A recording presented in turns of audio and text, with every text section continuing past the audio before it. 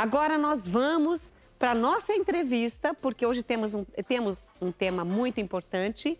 E esse tema, ele traz para nós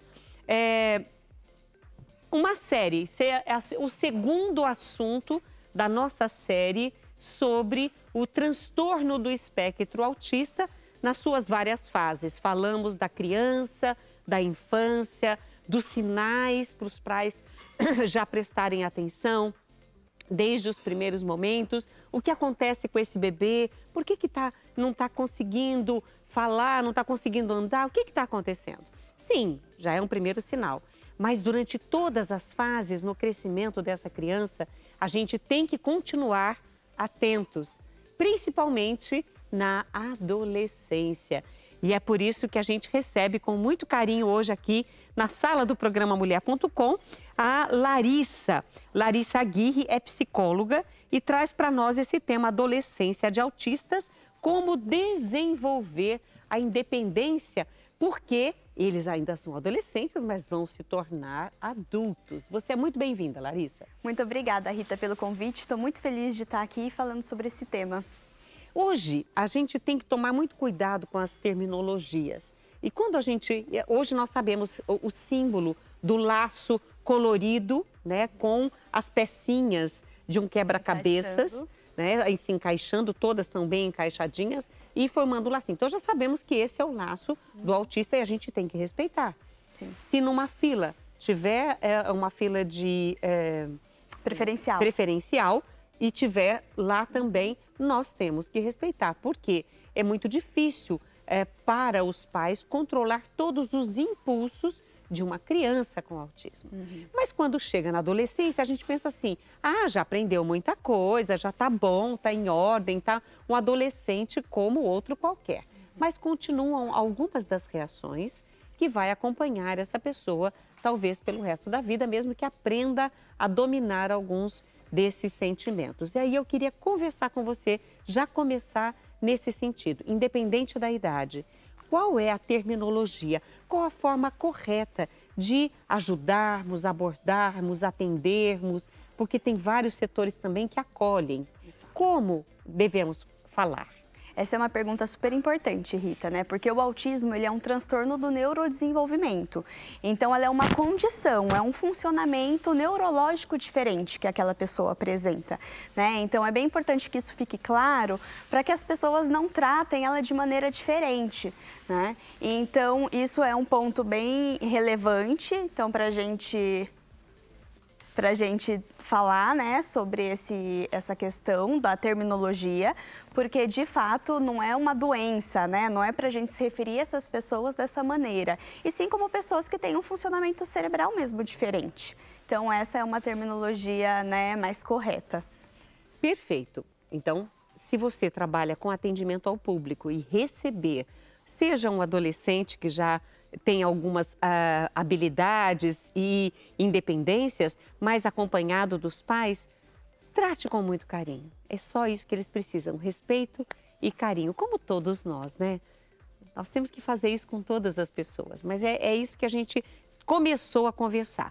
Mas quando a gente pensa na adolescência, enfim, todo adolescente tem as suas fases de querer ficar trancado no quarto, de ficar ouvindo música, sabe, na sua individualidade. Sim. Isso que acontece com os adolescentes também podem acontecer com os adolescentes autistas. Qual é o cuidado que os pais têm que ter quando este comportamento adolescente também acontece com seus filhos? Essa é uma pergunta também super importante, porque a adolescência ela já é uma fase muito desafiadora para qualquer pessoa, né? Então ela é marcada por muitas questões, muitas mudanças, né? Emocionais, hormonais, né? Sociais. Então é uma fase de mudança. E aí a gente vê pessoas que estão no espectro e que já têm um tanto quanto de dificuldade com mudança e estão imersas aí em meio a tantas mudanças acontecendo ao mesmo tempo e tem uma dificuldade também de se expressar, de comunicar aquilo que está sentindo com assertividade, porque essa é uma das características do espectro, né? A dificuldade da comunicação e interação social. Então, as características do espectro na adolescência, elas podem ficar muito evidentes e muitas outras dificuldades podem aparecer nessa fase. Então, é na adolescência que a pessoa ela começa a construir sua identidade em separado, vamos dizer assim, da família, né? Se descobrir como indivíduo, né? Entender os gostos, as habilidades, as dificuldades. Isso pode ser bastante difícil para uma pessoa do espectro, né? Pela questão mesmo das particularidades que vêm junto com ela ser autista, né? Uma outra dificuldade são nas atividades da vida diária, né? Práticas, que nessa fase elas começam a ser mais exigidas, né? Então, lavar louça, arrumar cama, cuidar, né, da sua própria refeição, né? Já preparar uma mínima refeição. Então, essa é uma fase que os pais esperam, né, que as pessoas estejam ali um pouco abrindo as asas para voar, né? E como o autismo ele tem, né, em certo espectro, algumas dificuldades nessas habilidades básicas, esse pode ser um momento mais ainda desafiador, né? Porque não foi desenvolvida pré-requisitos para que essas habilidades mais complexas comecem a aparecer. E aí os pais se frustram, eles também se frustram. Então essa é uma dificuldade também importante. O diálogo, a conversa, isso pode ajudar nessa transição desse adolescente que a gente fala, adolescente é muito complicado, em todas essas fases, né? Mas o adolescente nessa transição para a vida adulta, esses aprendizados que antes era a mamãe que fazia, agora a mamãe já está falando, não, você que vai fazer, essa conversa pode ajudar? Essa conversa pode ajudar muito e não só a conversa, mas o auxílio e identificar o que aquela pessoa de fato já consegue fazer para que você dê autonomia e dê espaço, né, para que você não confunda com, ele tem uma dificuldade, então deixa eu generalizar e também fazer tudo por ele, né? Nossa, eu ia então, falar isso, que às vezes a mãe tem esse natural, hábito, né? É natural. Não, deixa que a mamãe faz. Não, você não está conseguindo, deixa que a mamãe faz. Mas é importante deixar, errar para aprender. Exatamente, é importante dar um espaço e oferecer ajuda exatamente naquilo que a pessoa precisa, né? Então, por exemplo, em marcar consultas médicas, né? Ele consegue às vezes chamar pelo WhatsApp, né? Ali o atendente, a secretária do médico para agendar a consulta, mas a hora que a pessoa passa os dias e horários, ele não consegue verificar na agenda exatamente qual é o melhor dia e horário para ele. E aí sim, nesse momento que é o ponto de dificuldade, os pais entrarem e darem ali um auxílio, né? Nesse momento.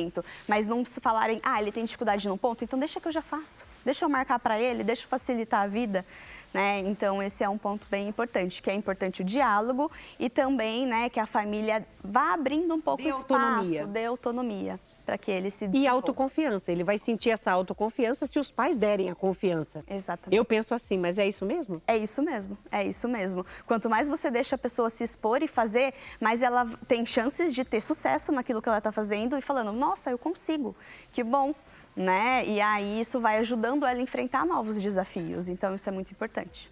E esse assunto que nós estamos falando hoje, dessa transição da adolescência para a vida adulta, em um adolescente que faz parte desse espectro, né?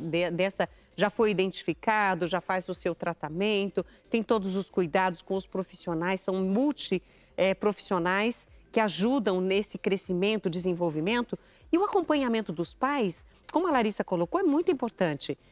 Dar segurança para que esse adolescente possa fazer sozinho. Mas o assunto não fica só aqui, não. Tem as fases hormonais que a gente sabe que existem em qualquer pessoa e esse vai ser o nosso próximo tema depois do intervalo. A gente volta já.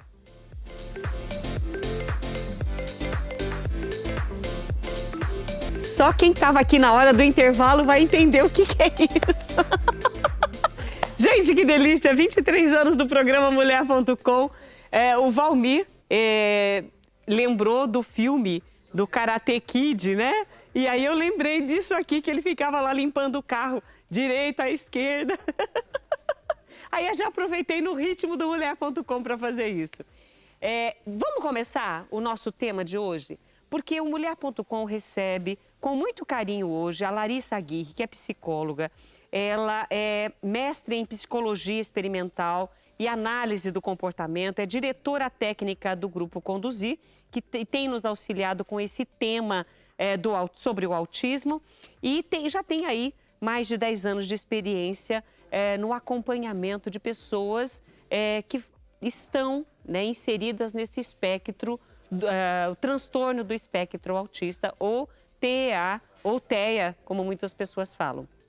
E é um assunto importante porque muitas pessoas estão sendo diagnosticadas, inclusive hoje, adultos estão sendo diagnosticados. E aí, muitas dessas pessoas que estão recebendo o diagnóstico agora, depois de adultos, devem ter passado uns perrengues, porque ninguém entendia o que eles estavam vivendo, seus conflitos, suas dificuldades, suas limitações. Então, eles tiveram tudo isso, mas chegaram na fase adulta. E os adolescentes, que são o nosso tema de hoje, com certeza vão ter muito mais recursos e compreensão e ajuda para também chegarem na fase adulta com muito mais tranquilos.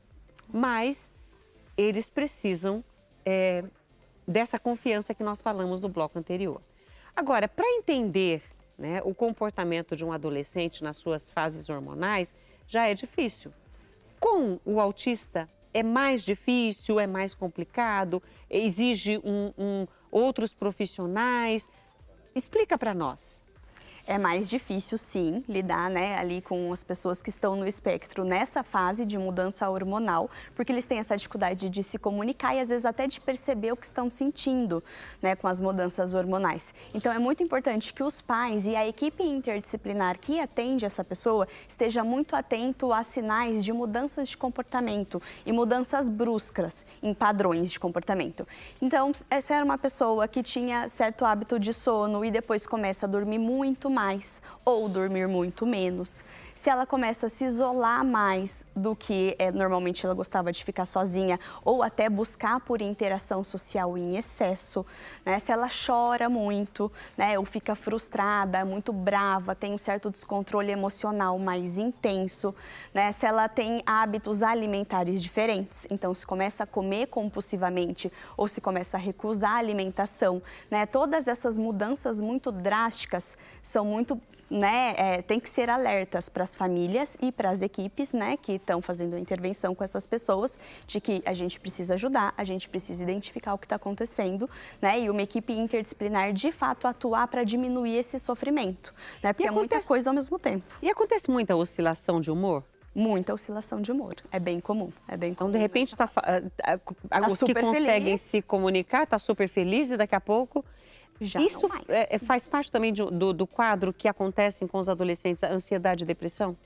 Faz parte, né? E ansiedade e depressão, no caso dos autistas, ela é mais comum do que das pessoas fora do espectro. Ah, é mais comum? Ela é mais comum, né? E ela é mais comum justamente porque a ansiedade e a depressão, elas podem vir de uma dificuldade, né, que eles passaram durante toda a infância, todo esse período de transição para a vida adulta, eles enfrentam muitas dificuldades e aí podem acabar tendo também, né, ansiedade e depressão. Então, é bem comum que isso aconteça e, em muitos casos, vem também como, né, fonte aí de um diagnóstico tardio do autismo.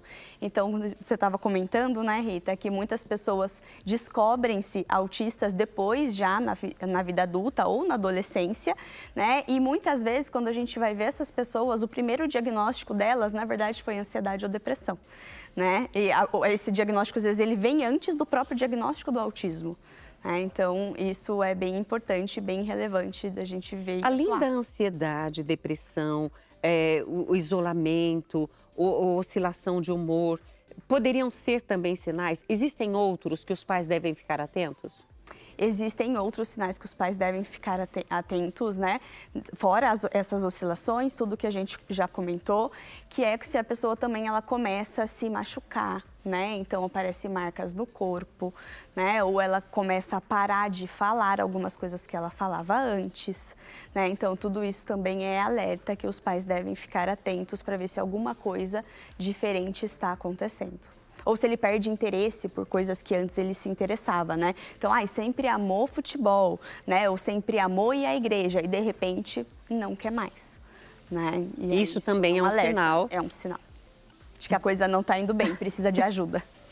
Aí, nesse tratamento, que com certeza esse adolescente veio fazendo desde a sua infância, altera alguma coisa? Ou um novo profissional, ou um novo exame, uma nova condução desse tratamento? Essa é uma excelente pergunta, porque precisa, para essa faixa etária, ter profissionais especialistas nessas demandas, né? É o analista do comportamento, é o terapeuta ABA que deve atuar, né, frente às demandas dos adolescentes autistas, mas é uma equipe que tem que estar muito bem preparada para as demandas dessa fase, porque é muito diferente a gente atender uma criança de um adolescente e de um adulto, né? Então, são outras demandas, precisa ter treinamento para lidar com questões de sexualidade, para lidar com inclusão em mercado de trabalho, né? Então, é um outro tipo de treinamento da equipe. Então, é o terapeuta ABA, né? O fonoaudiólogo, o terapeuta ocupacional, né? Toda essa equipe interdisciplinar que vai atuar, mas precisa ter pessoas, né, que sejam referências e sejam especialistas nas demandas dessa fase da vida. Bom, eu espero que você de casa, que tem na família ou conhece uma amiga, enfim, alguém que tem, que o nosso conteúdo conversado aqui hoje possa ajudar essas pessoas, mesmo que você não tenha ninguém na família. Aprenda, ouça, você pode ser veículo de levar essa informação para uma outra pessoa e ajudar, porque uma das coisas que eu vejo que os pais mais precisam é de ajuda, mas uma ajuda solidária, uma ajuda sem críticas, sem julgamentos, porque alguns comportamentos a gente estranha, né? Algumas reações a gente estranha. Sim. E é interessante que as pessoas entendam que isso faz parte do espectro. Faz parte do espectro, né? E de fato não julgar, né, aquela família ou aquela pessoa, né, que está tendo aquela reação que às vezes a gente não entende, e o autismo ele não tem uma cara, não tem um rosto, não tem características físicas que identifiquem, né? Então é muito importante que a sociedade esteja preparada e saiba que de repente aquela pessoa pode estar vivendo uma crise sensorial, né? Algum barulho, algum som, alguma luz pode ter trazido bastante sofrimento para ela naquele momento, né? E pode ser que não seja uma simples birra, uma malcriação, né? Então, isso é bem importante, que a sociedade olhe, né, com esse arcabouço de informação para ser mais empático.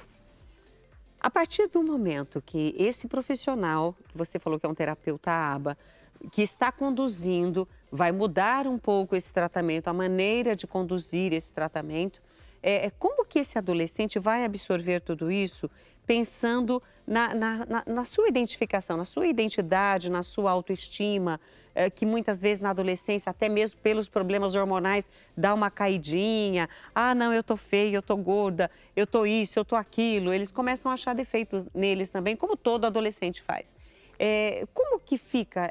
Eles melhoram com essa autoestima? Eles começam a se olhar de uma outra forma? Porque aí já vem essa transição para o adulto, ele já vai ter uma consciência diferente. Exato. E o terapeuta, ele é essencial nesse processo de autoconhecimento, né? E de aquisição da autoestima. Então, isso é super importante que o terapeuta esteja ali atuando para auxiliar essa pessoa nessa construção, né? E é bastante comum nessa fase que eles testem um pouco os terapeutas, né? Porque, né, começa quando é criança, aí você tem bastante terapia, a terapia ABA é conhecida por, né, ser intensiva, então são muitas horas de terapia, mas a criança ela não questiona muito, né? O pai coloca ela para fazer a terapia, ela vai e faz a terapia. Obedece. Obedece. Agora, nessa fase da adolescência, eles já estão mais questionadores, então eles são parte muito ativa e principal no processo terapêutico. Então, o terapeuta vai junto com o adolescente guiar e traçar quais são os objetivos, o que ele quer para a vida dele. O terapeuta vai estar ali para apoiar e para conduzi-lo a chegar lá, aonde ele deseja, né? Então, essa parceria é extremamente importante. Conversamos hoje sobre a adolescência para o adolescente, nessa transição, né, para a fase adulta. Conversamos com a psicóloga Larissa Aguirre, que com muito carinho nos esclareceu um monte de coisas. E na próxima quarta-feira nós temos mais temas, mais assuntos. E eu quero agradecer a tua presença aqui. Eu que agradeço. Muito obrigada pelo convite. Estamos à disposição sempre que precisar. E a gente fica por aqui desejando a você um bom fim de tarde. Para você que vem aí para esse show, né, por uma boa causa, curta bastante e a gente se encontra. Beijo, gente. Até amanhã.